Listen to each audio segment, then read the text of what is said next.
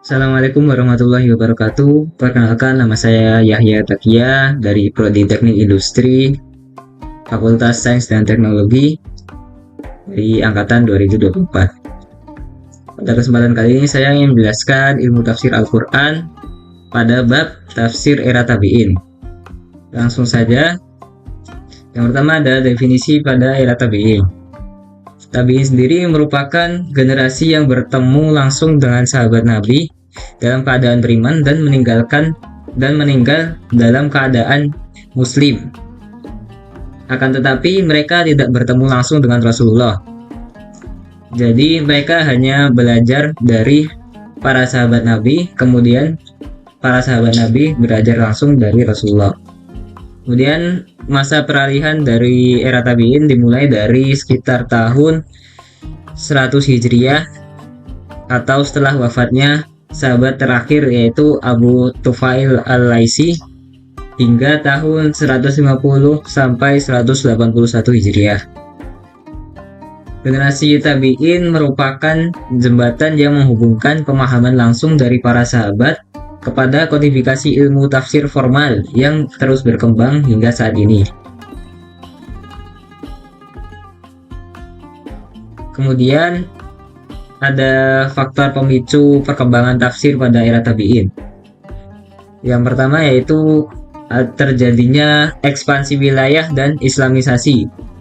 Pada era ini meluasnya wilayah Islam hingga ke wilayah non-Arab seperti Persia, Romawi, atau Mesir menciptakan tantangan bahasa pada setiap wilayah. Para mu'alaf baru memerlukan penjelasan tentang makna dan kosakata Al-Quran yang sulit atau Gharibul Quran. Kemudian munculnya persoalan baru. Seiring dengan kompleksitas kehidupan sosial di luar Madinah, muncul masalah hukum dan akidah yang belum ada di zaman Nabi. Hal ini menuntut para tabi'in untuk melakukan ijtihad untuk menggali makna ayat secara lebih dalam.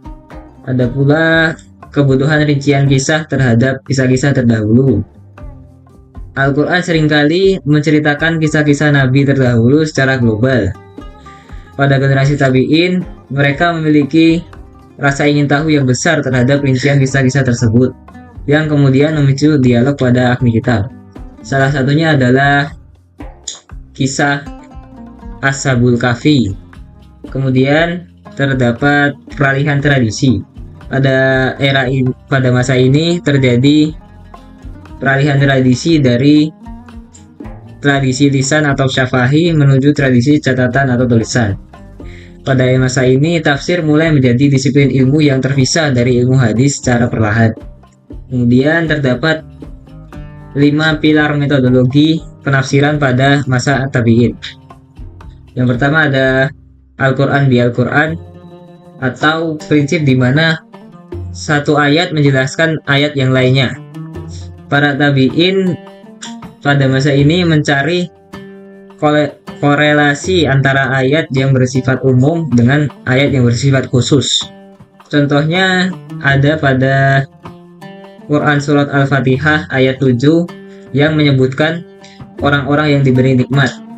Penjelasan dari ayat ini dapat ditemukan pada Quran Surat An-Nisa ayat 69 yang menyebutkan para nabi, para siddiqin, kemudian para syuhada dan orang-orang soleh. Kemudian terdapat hadis marfu.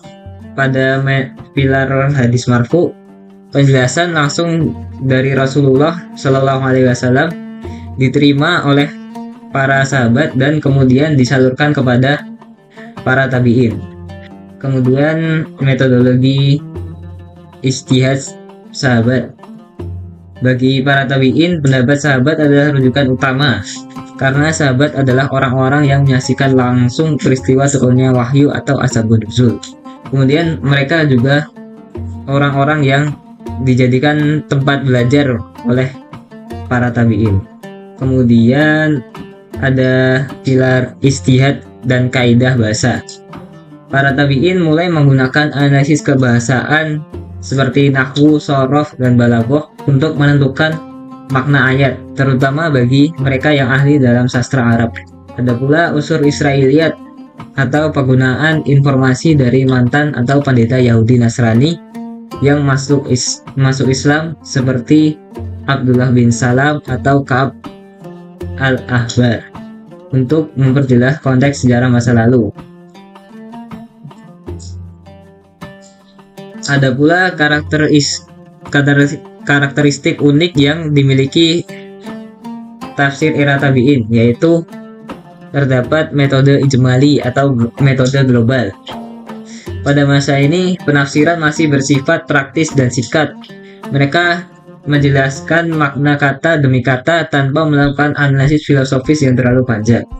Kemudian ada pula perembesan dari unsur Israiliyat.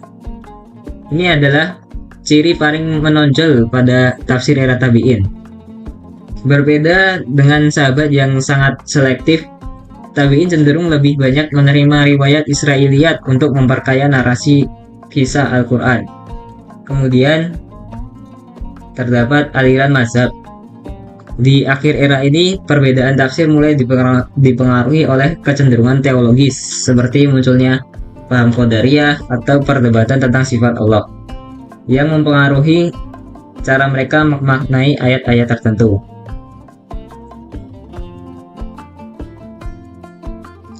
Kemudian ada pula madrasah tafsir dan tokoh-tokohnya.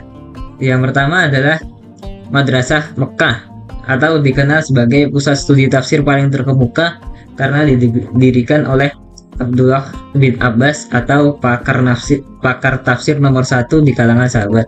Fokus utamanya pada kekuatan riwayat dan makna bahasa. Tokoh-tokohnya yaitu ada Mujahid bin Jabir sebagai pakar tafsir rasional pertama, kemudian terdapat Said bin Jubair dan Ikrimah. Kemudian terdapat Madrasah Madinah. Pada Madrasah Madinah cenderung mempertahankan tradisi asli penduduk Madinah dan sangat kuat dalam hal bacaan atau qiraat dan kisah-kisah kenabian.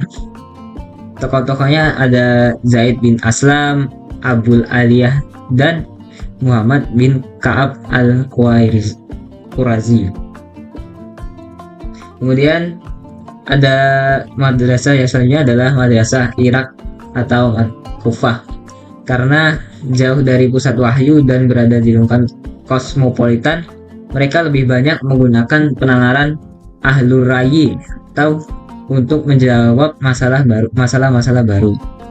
Tokohnya ada Alqamah bin Qais dan Hasan al-Basri.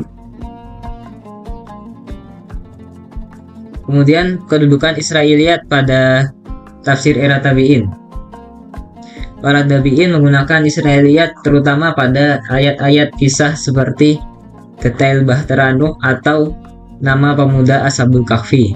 Pada kedudukan ini terdapat sedikit perdebatan dan memiliki klasifikasi dari sikap para ulama. Informasi dari Israiliyat akan diterima apabila informasi tersebut sejalan dengan Al-Quran atau hadis sahih, dan akan ditolak jika bertentangan dengan logika akidah Islam, misalnya merendahkan martabat Nabi. Kemudian akan diam saja atau tawakuf bila tidak ada bukti benar atau salahnya dan hanya digunakan sebagai wawasan sejarah tambahan tanpa diyakini sepenuhnya.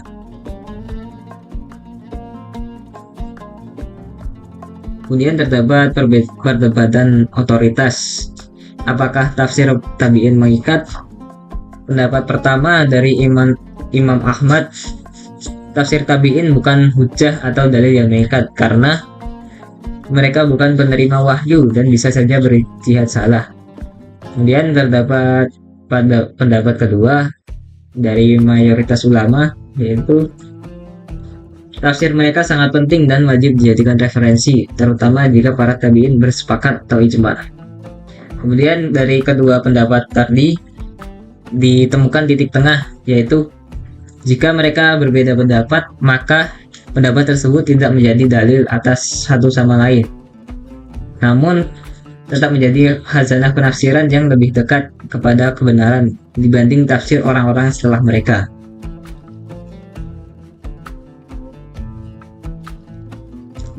Kemudian penutup, kesimpulan dari tafsir era tabi'in yaitu era tabi'in merupakan fase krusial sebagai fondasi ilmu kodifikasi tafsir. Tanpa ketekunan mereka dalam mencatat dan merawat sanad dari para sahabat, rantai pemahaman orisinal Al-Quran kan berisiko dan dapat hilang. Keberhasilan generasi ini terletak pada perannya sebagai jembatan transmisi yang menghubungkan pemahaman Al-Quran dari sekadar hafalan lisan dan penjelasan situasional menjadi disiplin ilmu yang terstruktur, lengkap dengan metodologi madrasah serta spesialisasi tokoh yang jelas. Mungkin itu saja yang dapat saya sampaikan, kurang lebihnya mohon maaf. Terima kasih. Wassalamualaikum warahmatullahi wabarakatuh.